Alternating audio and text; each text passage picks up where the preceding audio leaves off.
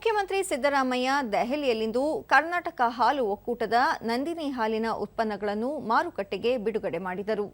ಈ ಸಂದರ್ಭದಲ್ಲಿ ಸಚಿವರಾದ ಎನ್ ಚಲುವರಾಯಸ್ವಾಮಿ, ಕೆ ವೆಂಕಟೇಶ್, ಭೈರತಿ ಸುರೇಶ್, ಕರ್ನಾಟಕ ಹಾಲು ಮಹಾಮಂಡಳದ ಅಧ್ಯಕ್ಷ ಭೀಮಾ ನಾಯಕ್, ರಾಜ್ಯಸಭಾ ಸದಸ್ಯ ಈರಣ್ಣ ಕಡಾಡಿ ಮತ್ತಿತರರು ಉಪಸ್ಥಿತರಿದ್ದರು. ಬಳಿಕ ಮುಖ್ಯಮಂತ್ರಿ ರಾಜ್ಯದಲ್ಲಿ ಪ್ರತಿದಿನ ಸುಮಾರು 93 ಲಕ್ಷ ಲೀಟರ್ ಹಾಲು ಉತ್ಪಾದನೆಯಾಗುತ್ತಿದ್ದು, ರೈತರಿಂದ ಪ್ರತಿ ಲೀಟರ್ಗೆ 32 ರೂಪಾಯಿ ನೀಡಿ ಖರೀದಿಸಲಾಗುತ್ತಿದೆ. ಕ್ಷೀರಧಾರೆ ಯೋಜನೆಯಡಿ ಹಾಲು ಉತ್ಪಾದಕರಿಗೆ ಪ್ರತಿ ಲೀಟರ್ಗೆ 5 ರೂಪಾಯಿ ಪ್ರೋತ್ಸಾಹಧನ ನೀಡಲಾಗುತ್ತಿದೆ ಎಂದು ಹೇಳಿದರು. ರಾಜ್ಯದಲ್ಲಿ ಒಟ್ಟು 16 ಹಾಲು ಒಕ್ಕೂಟಗಳಿದ್ದು, ಆಂಧ್ರಪ್ರದೇಶ, ಮಹಾರಾಷ್ಟ್ರಕ್ಕೆ ಹಾಲು ಪೂರೈಕೆಯಾಗುತ್ತಿದೆ. ಇದೀಗ ಆರಂಭಿಕ ಹಂತದಲ್ಲಿ ದೆಹಲಿಗೆ 2.5 ಲಕ್ಷ ಲೀಟರ್ ಹಾಲು ಪೂರೈಸುವ ಯೋಜನೆ ರೂಪಿಸಲಾಗಿದೆ ಎಂದರು.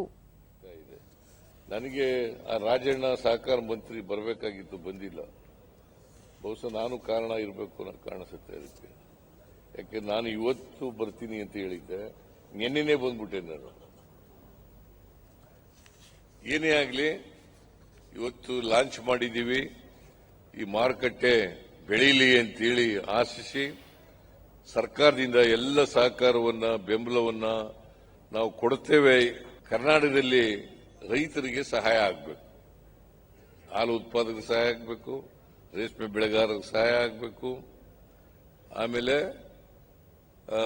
ತರಕಾರಿ ಬೆಳೀತಕ್ಕಂಥವ್ರಿಗೆ ಸಹಾಯ ಆಗಬೇಕು, ಕೃಷಿ ಮಾಡ್ತಕ್ಕಂಥವ್ರಿಗೆ ಸಹಾಯ ಆಗಬೇಕು, ಹಾಲು ಉತ್ಪಾದಕರಿಗೆ ಸಹಾಯ ಆಗಬೇಕು. ರೂರಲ್ ಎಕಾನಮಿ, ಹಳ್ಳಿಗಾಡಿನ ಆರ್ಥಿಕತೆ ಬೆಳವಣಿಗೆ ಆಗಬೇಕು. ಹಳ್ಳಿಗಾಡಿನ ರೈತರ